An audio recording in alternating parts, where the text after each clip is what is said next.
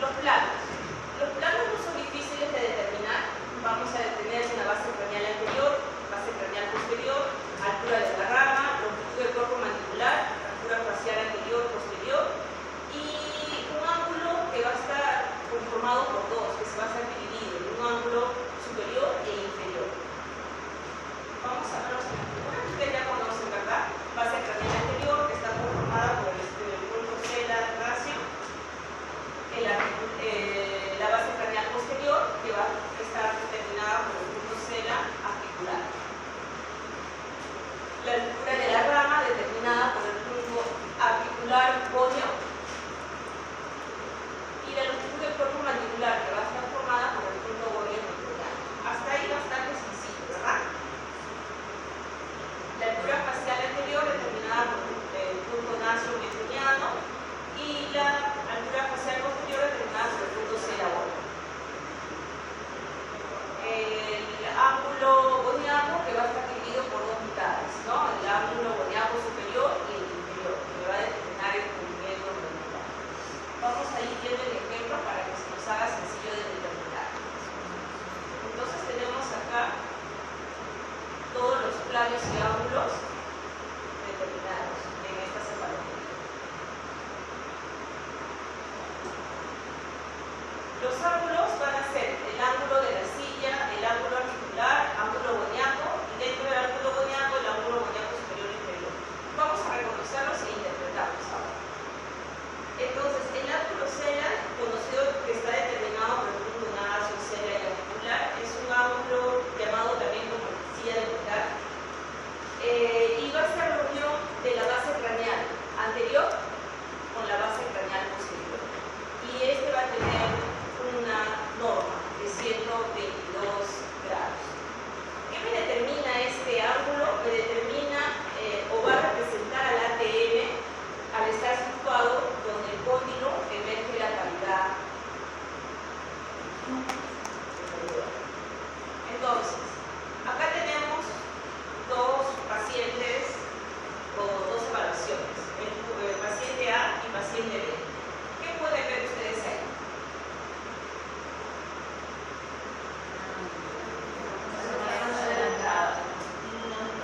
¿Quién está más adelantado? ¿Cuál? El B. Está más adelantado. ¿Qué más? Tengo un ángulo base craneal anterior, base craneal anterior. Pero si yo veo en esta figura la base craneal posterior en comparación al paciente B, ¿qué puedo ver? Que está varilla.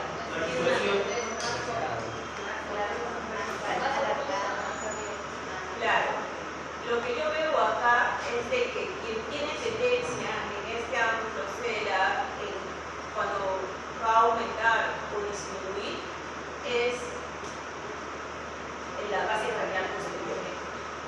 ¿Por qué? Porque esta base craneal posterior, conformado por el macizo esfenooccipital, ya, esta base craneal, este macizo, contiene un centro de crecimiento en pacientes en crecimiento, claro está, ¿no? ¿Qué va a pasar? Según Elo, este macizo va a tener un centro de crecimiento llamado psicondrosis esfenooccipital. Esta psicondrosis va a crecer de manera autónoma, al igual que la base, al igual que el cerebro, el cráneo, ¿no? Pero en este caso, este centro de crecimiento va a tener un crecimiento que terminará cerca de los 15 años.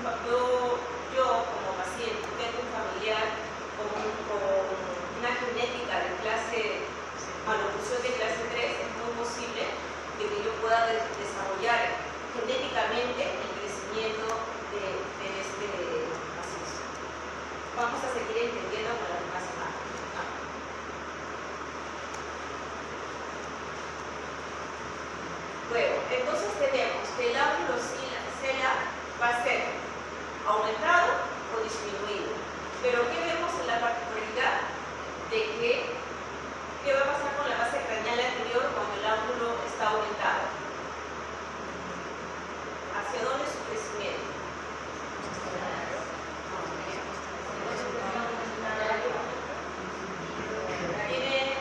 Se pueden ver acá, exacto, ¿no?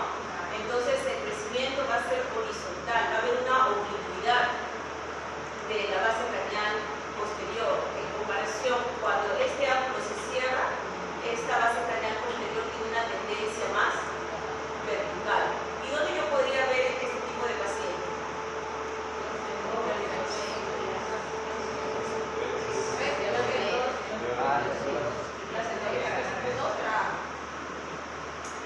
Entonces, lo que nos determina este ángulo es la ubicación de la cavidad membrana. Miren dónde está el cóndilo en este caso cuando el crecimiento es más vertical. ¿Hacia arriba o hacia abajo? Hacia arriba. Y en el caso que es crecimiento horizontal, va hacia abajo, ¿no? Horizontal. Entonces me va a influenciar la posición de la mandíbula en sentido anteroposterior. Si la mandíbula se va hacia atrás, ¿qué tipo de percusión podría ser? Si la mandíbula se va hacia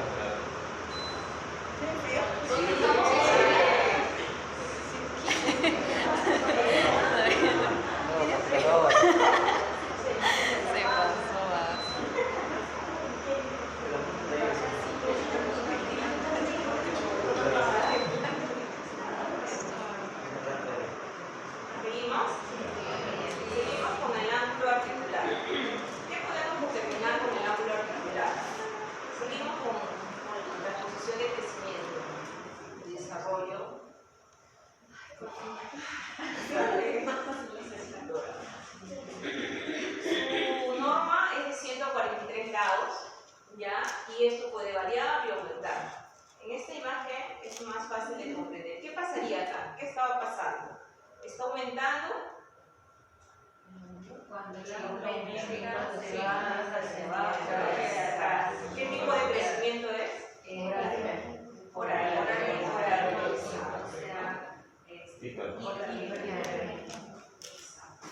¿No? Entonces, este encefalograma en sí no es difícil, es incluso más por imagen más fácil de entender, como ustedes ven.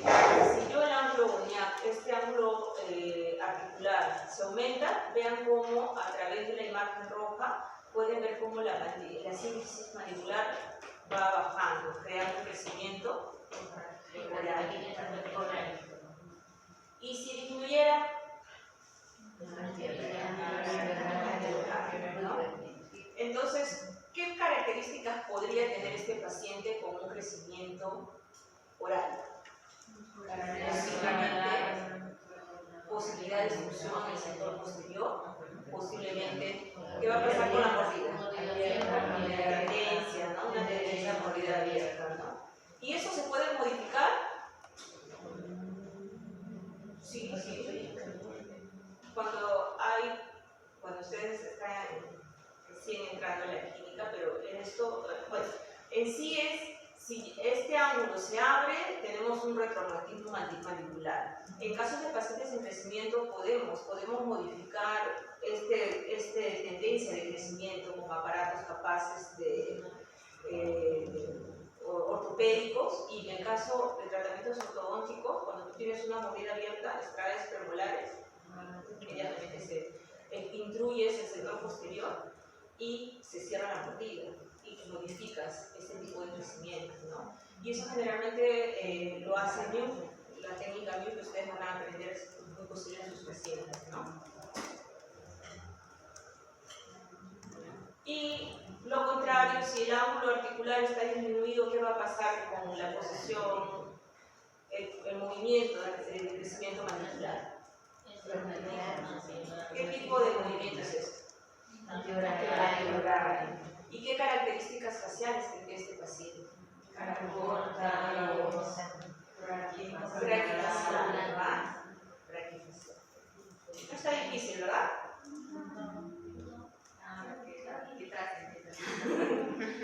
Claro, el fin es hacer el trazado y poder ser capaces de hacer la evaluación del paciente, ¿no? Entonces, cuando tenemos un valor disminuido, vamos a tender a una tendencia de prognathismo mandibular, o como ustedes dijeron, a un paciente con características braquifaciales. Ahora pasamos al ángulo goniato, que está conformado por el ángulo articular. Si no me equivoco, 143 en el articular, en el ángulo articular. Norma, la norma 143. Y los ejemplos que hemos dado, como para poder entender, son los aplicados, ¿sabes?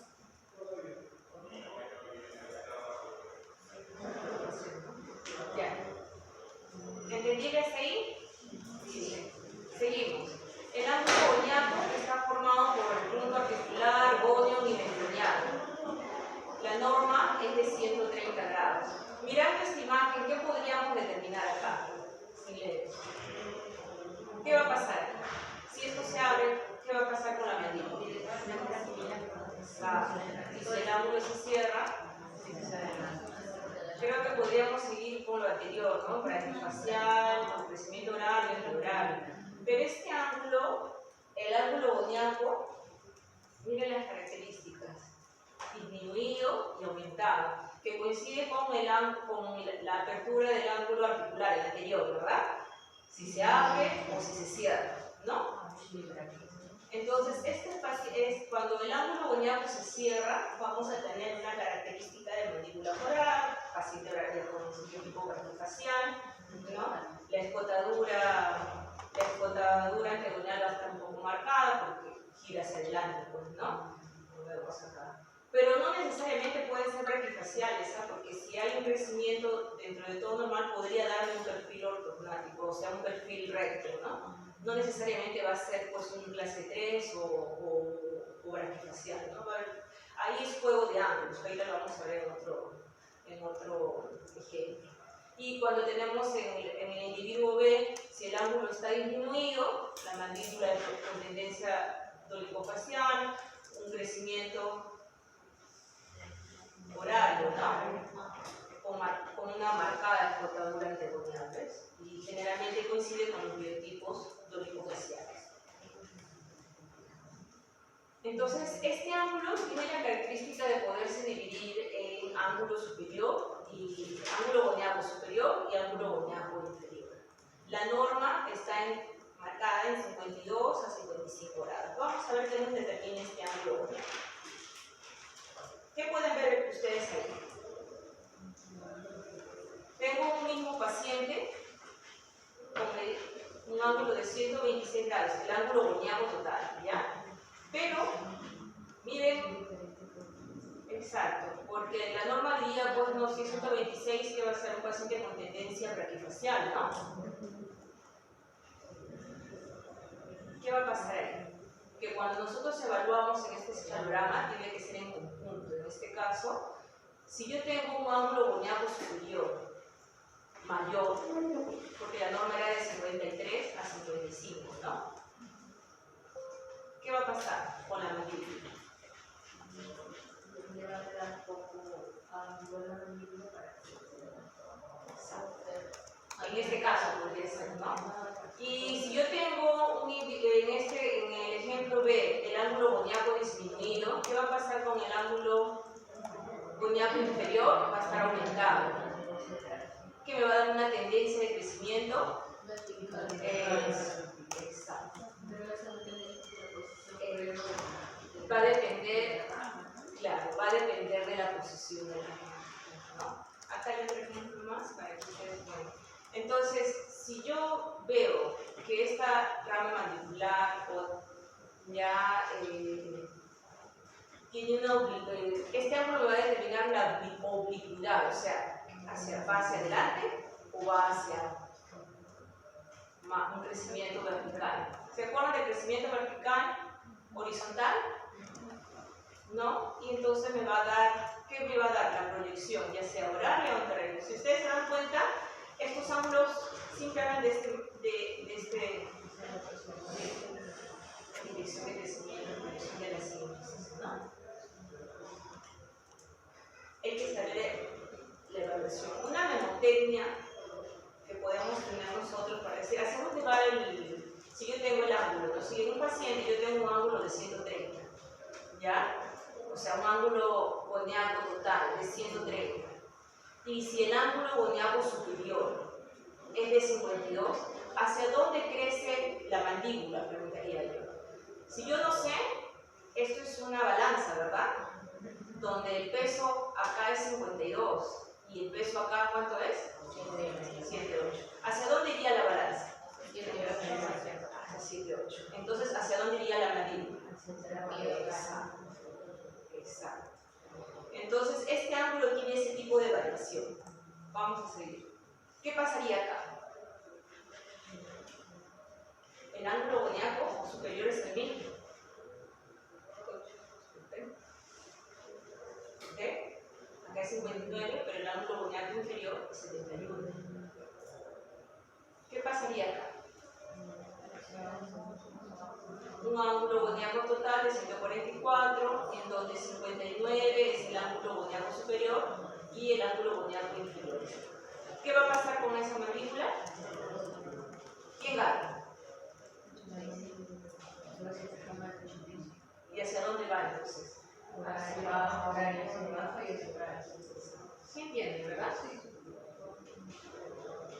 Eso sería una mnemotecnia, ¿no? En el caso de que ustedes estén en plena exposición y le pregunten. El valor del goniaco inferior es de 70 a 75, ¿no? Y acá pueden ver ustedes en la figura, ¿no? Que no es difícil de entender, ¿no? Siempre que este ángulo es mayor, va a tener esa tendencia crecimiento exacto, vertical. Miren acá. Entonces, con el ángulo boniaco inferior, acá se ve mejor, ¿no? De una manera exagerada el dibujo, ¿no? Entonces, el ángulo boniaco, si es mayor, viene a tener una tendencia de crecimiento hacia abajo, y si es inferior, con una tendencia de crecimiento horizontal, ¿no? Y entonces, en este caso, estos pacientes, ¿qué va a pasar con su mordida? Va a tener una tendencia a la mordida abierta, claro, porque esto va hacia abajo, pues, ¿no? Y el crecimiento, y en este caso, si el crecimiento es antihorario, probablemente va a tener una tendencia a la sobremordida, con el ángulo boniaco. Y acá podemos ver variaciones del ángulo boniaco superior aumentado, ¿no? Cuanto más aumentado, miren cómo va variando la posición del crecimiento mandibular y de la circunstancia, ¿no? Y en el caso de que si va disminuyendo, ¿qué va a pasar?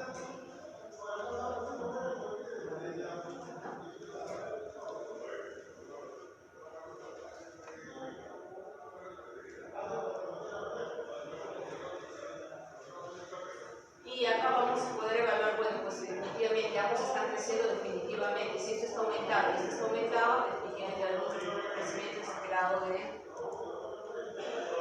crecimiento vertical, ¿verdad? Exacto, una tendencia mordida.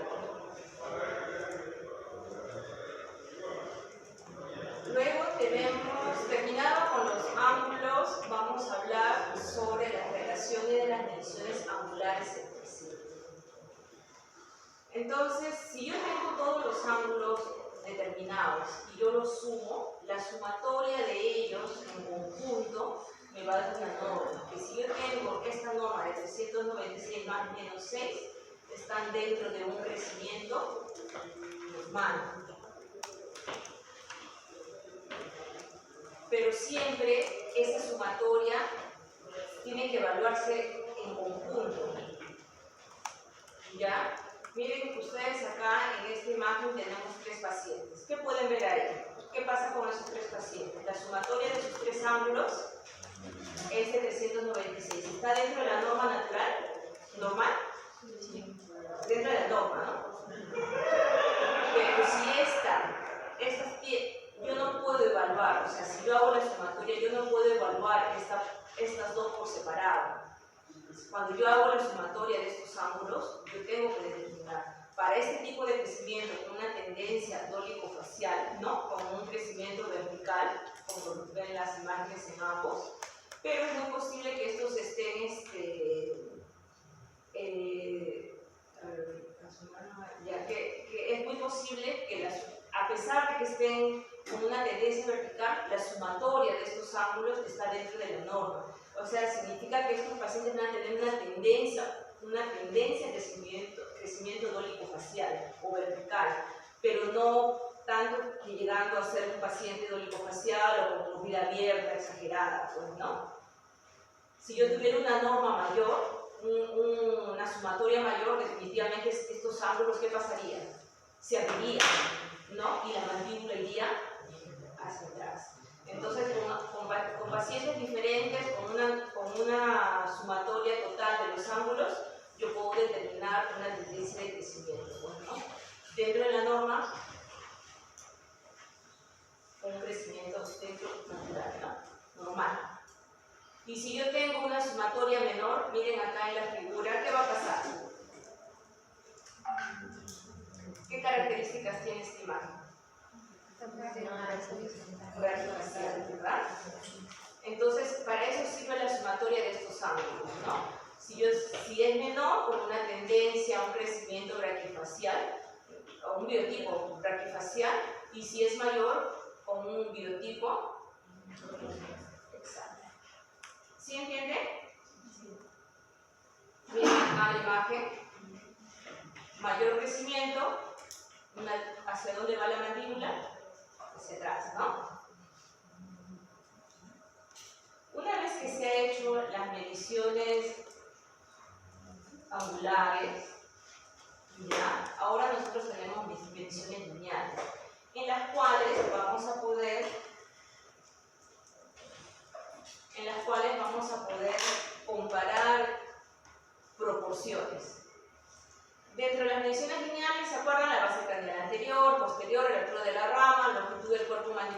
la altura facial anterior y la altura facial posterior.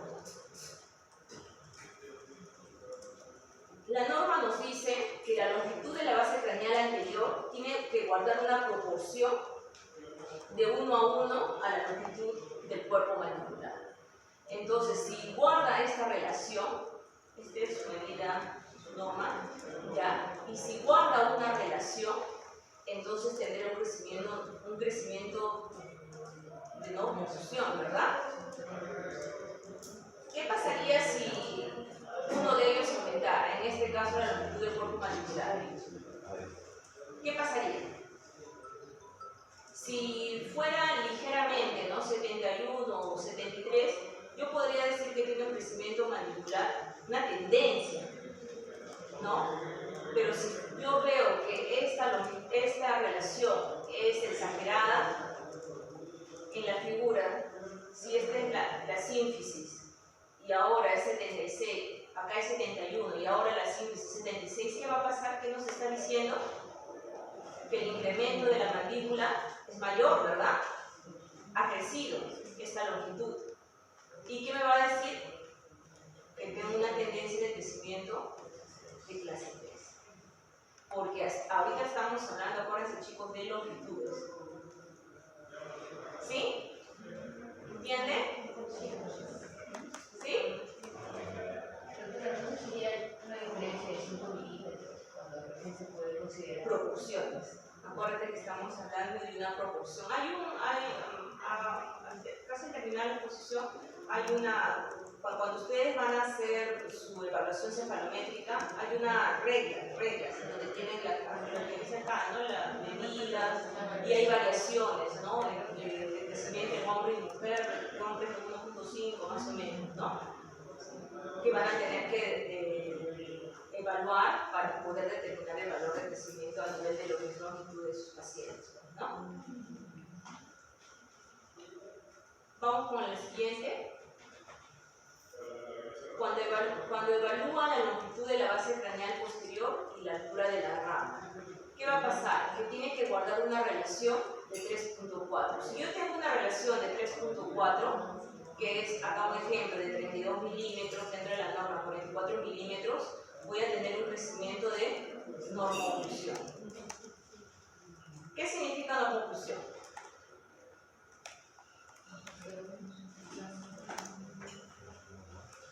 ¿Qué paciente, si hablamos de tipo de maloclusión, de biopsicología facial? Exacto. Un paciente probablemente poniéndolo en un caso bonito, ¿no? Con relación molar canina, ¿no? Un apiñamiento, pero relación molar canina, apiñamiento moderado, que posiblemente no extraiga, dependiendo, pues, ¿no? Normoclusión. Y si yo altero estas longitudes, yo puedo determinar como en este caso, miren. Es lo que yo les decía, ¿no? Ahora, si este paciente tiene un crecimiento, aumentemos 4.5, tanto en superior como en inferior, ¿qué va a pasar? ¿Qué estamos viendo en esta imagen? Supuestamente este paciente medía así y creció en un tiempo determinado 4.5 tanto en la base craneal posterior y la altura de la rama. ¿Sigue guardando proporción? Sí. Y si sigue guardando proporción, ¿qué tipo de crecimiento tendrá? ¿De normoclusión? ¿Sí? ¿Sí están todos? Sí. Proporcionalmente. ¿Sí?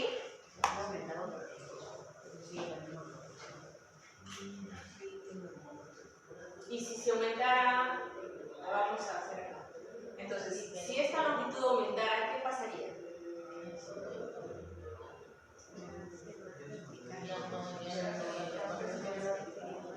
Exacto. Una tendencia de crecimiento vertical. Y si disminuiría, si se dan cuenta, durante todo este cefalograma estamos hablando, podemos repetir, horario, crecimiento hacia adelante, hacia atrás. Es solamente teniendo la las normas de los ángulos y de las longitudes. No es difícil evaluarlos, solamente tienen que practicar para poder entenderlo y poder tener una facilidad de explicar en sus casos casos clínicos cuando les toque el protocolo, ¿no? Entonces, si yo tengo que esta base craneal posterior con la rama guardan una relación de 3 a 4 y tienen un crecimiento similar, igual, entonces su crecimiento es en locomoción. Es muy posible que este paciente sea un paciente con un perfil, probablemente con un perfil recto, ¿no? Si vamos allí, ¿no? Dentro de las normalidades, ¿no? Y si esto se altera, van a cambiar a un crecimiento, podría ser vertical o horizontal, paciente raquifacial o un paciente dolicofacial. Y luego tenemos esta última medida,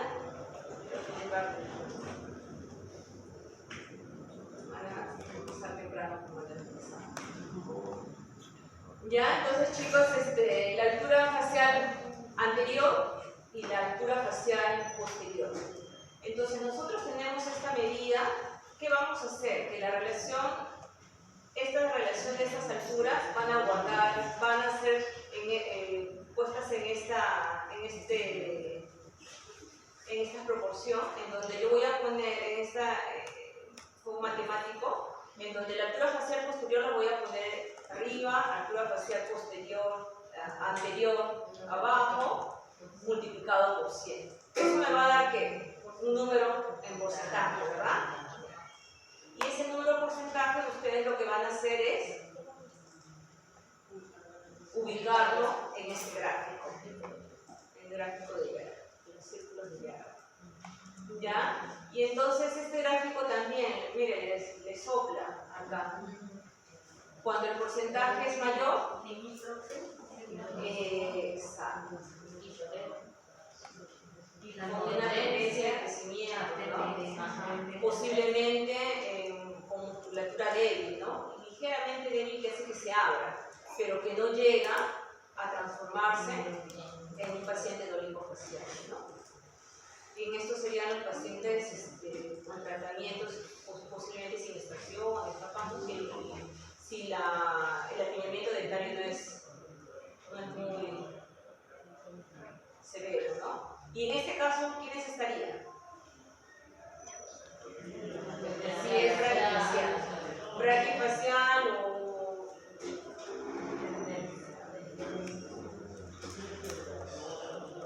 capaz los pacientes con musculatura fuerte, ¿no?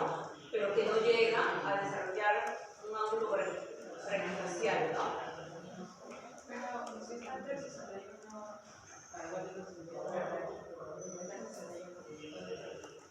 De acuerdo a la característica de los demás ángulos. De acuerdo a las características de los demás ángulos. Por eso les decía que la evaluación tiene que ser en conjunto. Pero te ayuda, ¿no? Ustedes van viendo, van poniendo los ángulos, van viendo cómo se abre, cómo se cierra, cómo se abre, cómo se cierra. Y poniendo también, ¿cómo me ayudas a comprender eso? También de acuerdo a las longitudes, ¿no? Si están proporcionales o no están proporcionales.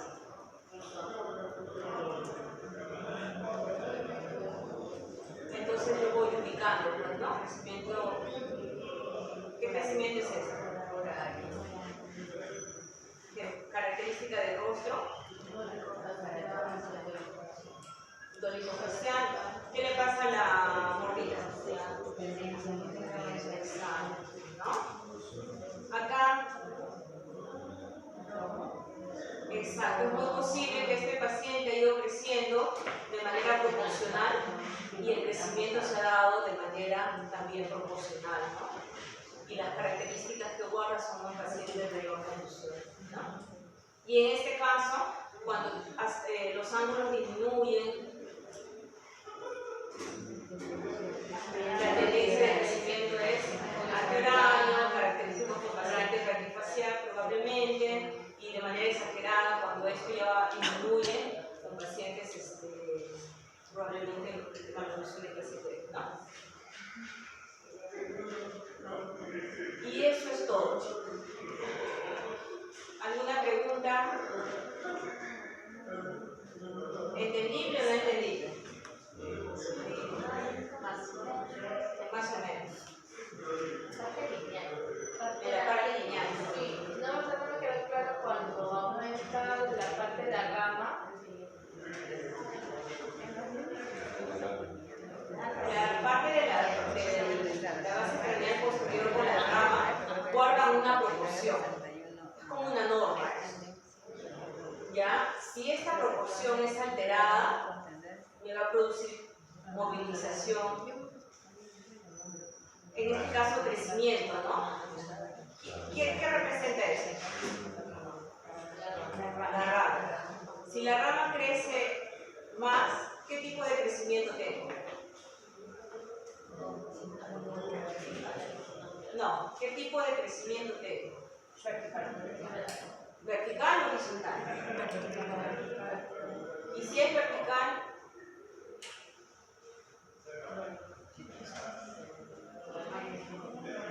sentido horario.